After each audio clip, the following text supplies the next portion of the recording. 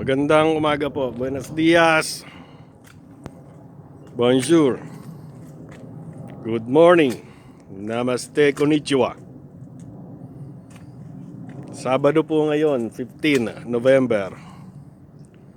Ayan po ang Diyosawa ko, nagre-relax po. Marami na po siyang napuputol. Ayan po. Ganito lang at magwi-winter na po eh. Nag-i-start na pong magpalit ng kulay ang mga dahon. Mag-hibernate na po sila. Kaya nagbabawas na po ng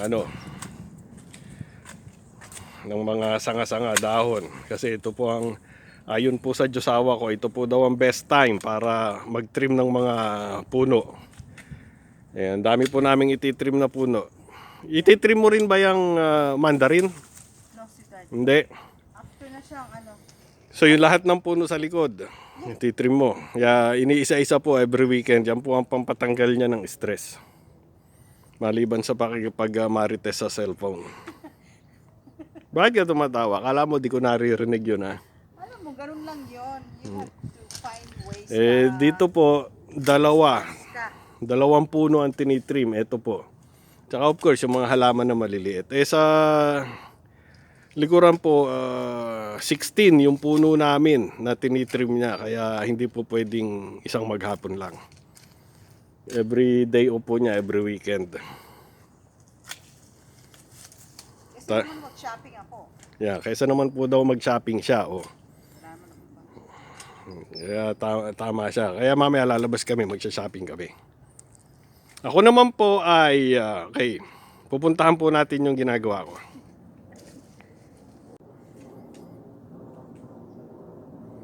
Ito naman po ang ginagawa ko habang nagtitrim siya ng puno doon. At nasira na po yung nakatakip dyan ng mga shade. Kaya papalitan ko na po, delikado na pagka lumakas ang hangin. Kasi may rip na siya, lalaki lang yon at baka tangayin pa ng hangin. Plus magpapalit na rin ako ng mga tali at tila 5 years na yung mga tali na yon. So ilang taon na ba yung Ayan po, meron pa doon sa likod.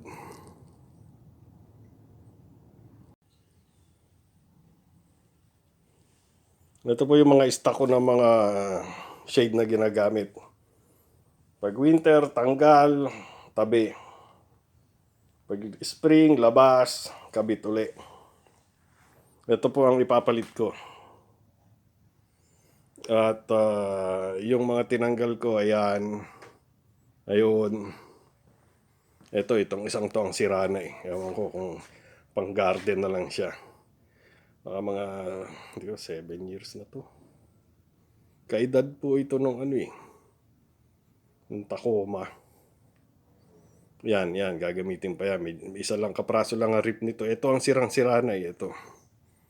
Yun, okay pa rin yun yung nandoon. Kaya magagamit pa rin.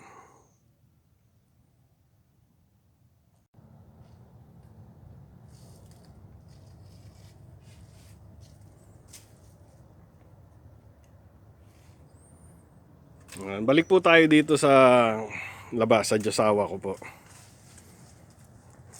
So, ilang taon na yung Tacoma?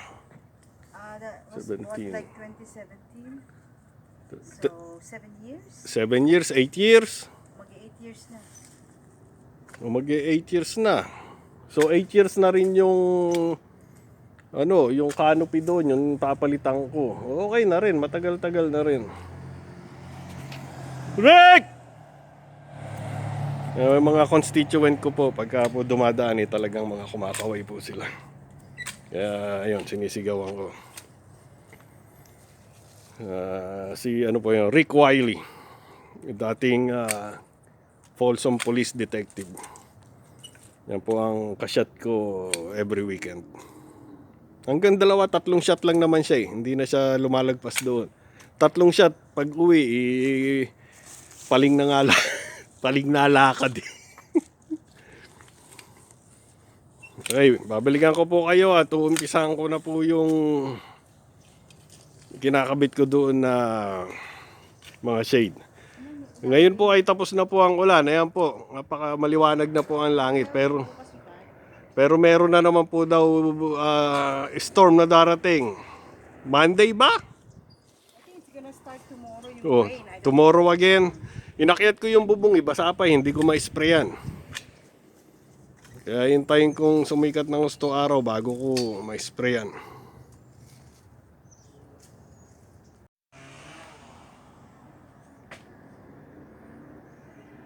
Nakaisa na po ako.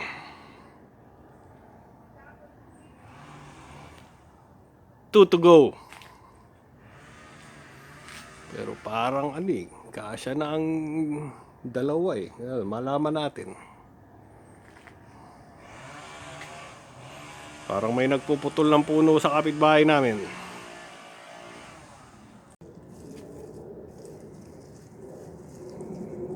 Tatapos na rin pala ang Diyosawa ko. Uy, very good naman si Junakis. Thank you. Eh, Premyo sa akin yan. kahit hindi mo tawagin, tumutulong siya. Very good. Tawa ka na. Magkakape po muna ang bida sandali. Bida. Magre-recharge po muna tayo sandali kasi nagpagawa po ako ng kape sa Junakis. Nagawa ka na. At ito po yung mandarin namin. Malapit na po silang dumilaw. Malalaki siya ngayon. Malalaki po ngayon pero 33 lang ang bunga. Ayan siguro mga 1 month pa ito. At ang maganda po dito sa puno na to, ang nakakapagtaka po, ayan po Marami sa loob. Pero yung kabilang side po, wala pong bunga. Nandito po lahat sa west side.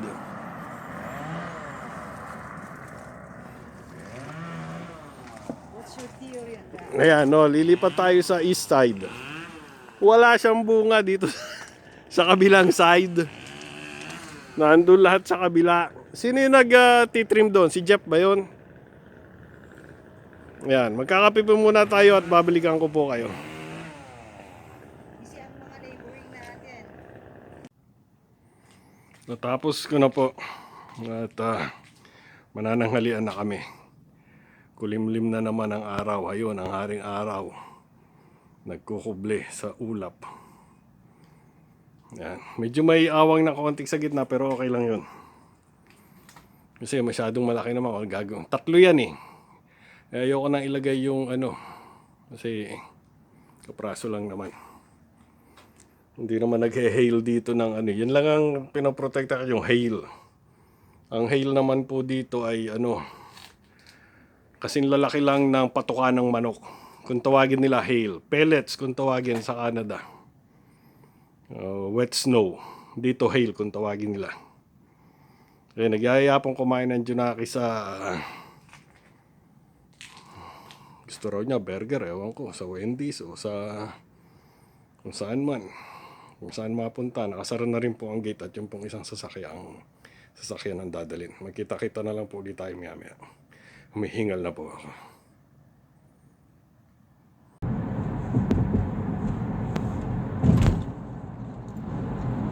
Pupunta na po kami sa mo gusto kumain? Mia? Wendy's. Gusto po daw niya ng Wendy's. Dahil? Kaya maghahanap po kami ng Wendy's. Ayaw po ng Filipino restaurant. Gusto daw po niya real food.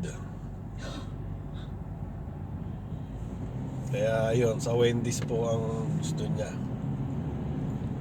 Dito na po kami sa Historic Park. Historic pala to? Ano ba tawag dito? Ng Folsom Historic District. Yon, Historic District. Ito po yung unang settlement. Pasyalan din po ito. Ito po yung unang settlement ng Folsom. Ito po yung pinakaun. Dito sila unang-unang nagtayo ng town. Yan. Dito rin po kami madalas mamasyal. Pagka po lalakad-lakad dyan sa paligid. Ayos ang kulay nun Exercise. Tingin-tingin sa mga dapat tingnan. Okray ang mga mau-okray. Masarap po maggala dyan.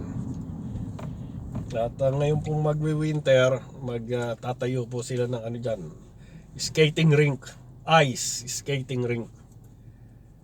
Tuturuan po namin ng Junakis tuturuan ko po mag-skating ang Junakis. Hindi po siya naniniwalang marunong ako. Sabi ko, kami nang nasa Canada, kahit wala kaming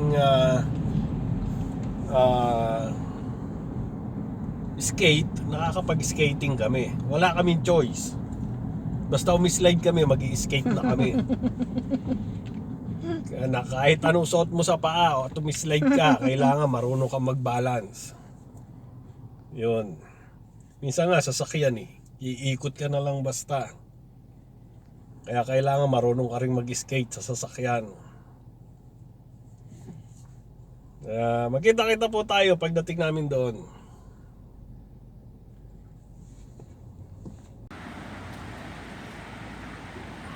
Nandito na po kami. Ayun, iniwan na naman ako nung dalawa kong kasama.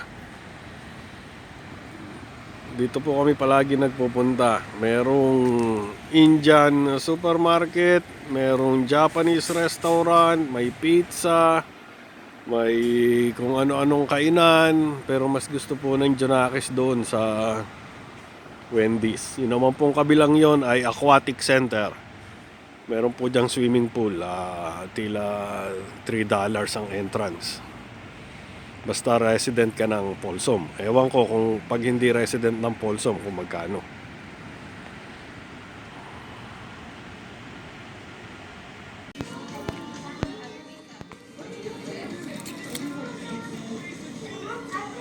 May coupon po yan. $15. Walang coupon, magkano Walang yan? coupon, mga $30 yan. Hindi, almost 40. Yung mga- 39. Oh, $40. Kaya coupon gang, strikes again. Sarap na, oh. Po kami sa itong titingin po daw ng take home na ulam. Ang Diyosawa dito sa Kabayan Filipino Restaurant. Dapat dito kami kakain ayaw ng Junakis. Uy, may OB-10 Bronco doon, oh. Lumilipad, hindi nakita sa camera.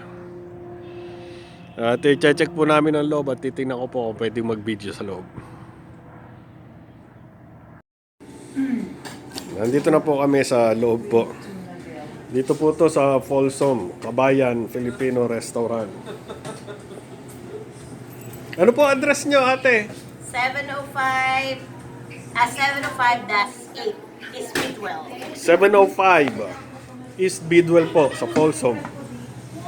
Parang Oh, ayun, tuna. Oh my God. Oh Lord. Naglaway na kaagad ako. anong gusto mo, anak? Barbecue ang gusto niya. Bicol Express. Ito ang masarap. Ito.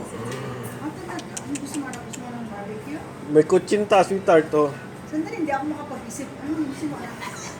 Ayos. Ito po, boto, kuchinta, pichi-pichi, kasaba, round kasaba, mochi po. Mochi? Mochi? Yan po ang gusto niya. Gusto mo barbecue? Dito ako. Dalawang barbecue? Ano sa'yo, sweetheart? Yun lang tuna sa akin. Yung isang ate tuna? Dinner ko mamaya. Isa tuna, Dinner ito natin isa. mamaya. Aha. Tsaka bahala ka na. Hindi potato. Tsaka ito, pichi-pichi. Then that's it.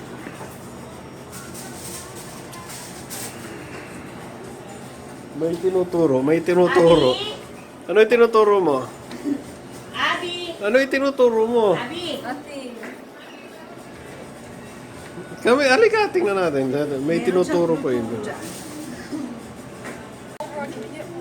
Meron din po silang dito, groceries, mga Filipino items po. Vlogger ata si Kuya. Vlogger? Nagsisimula pa lang po. Ayun pala, ang itinuturo niya. Ayun, no. This and this and this. Ayos. Huwag ako ang tanungin mo. Mami mo, tanungin mo. Ayan na. Kung ano-ano na nakita. Kung ano-ano na ang nakita. Ayan.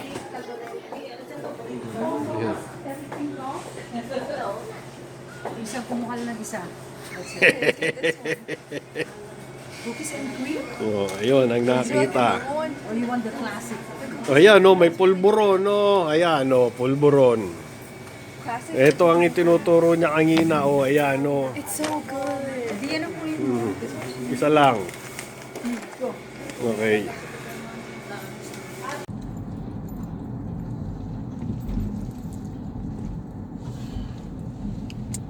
Papauwi na po kami. Maraming salamat po pag reading. Ayos, reading street. Maraming salamat po pagsama ninyo sa amin ngayong araw na to. Isang simpleng araw ng Sabado. Ganito lang po ang buhay namin dito, napakasimple po. Maganda tong lugar na to. Sibley, pwede na tayo dito. Ang ganda tong Yeah, look at the tree there. yung mga puno nila. Oh, ang Parang gaganda. ano na yan, 100 years old na siguro mga yan. Yung mga bahay po, Mga nakita old, nyo, mga ano. maliliit. Kasi dito po, ito po yung kauna-unahang tinayuan ng bahay nila. Mga 1800s pa oh, yung mga bahay na yan. Mga 100 years old na yan, mga bahay na yan. Then you make a left here. May church yan, may libingan din dyan. Sabi mo, pupunta ka doon. At Yeah, may susunod video. natin pupuntahan. Pupuntahan po natin, may libingan po dito. Very old. Napakatanda na po, 1800s, early 1800s pa po. Yan, hindi na nila pinaglilibingan. Museum na yan. Binisita ko na yan isang beses. Ang mga nakalibing, puro 100 ano na ang inilibing na. Ang tatagal na. Inilipat na nila lahat yung ano. Ingatan po nating mabuti ang ating mga sarili at ang bawat isa. Wala namang right on ready. Pwede pa rin tayo. Hintayin lang natin silang makalagpas. Okay. Yan. Ipatuloy sa kabila. Napakakulimlim pa rin po ng aming kalangitan hanggang ngayon. Kaya napakasarap lumaboy.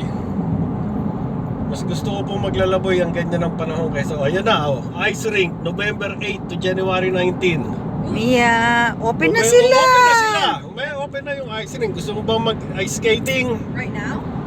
Hindi ngayon. Babalik tayo syempre. Not now. Mga pag wala ulit tayong gagawin yun. Kaya ingatan po natin ang ating mga sarili at ang bawat isa. Huwag po tayong makakalimot magpasalamat sa mga biyayang natatanggap. Yung pa isa nating pupunta, no? Yung restaurant na Overlooking the... overlooking na yun, parang sa Antipolo. At mabuhay!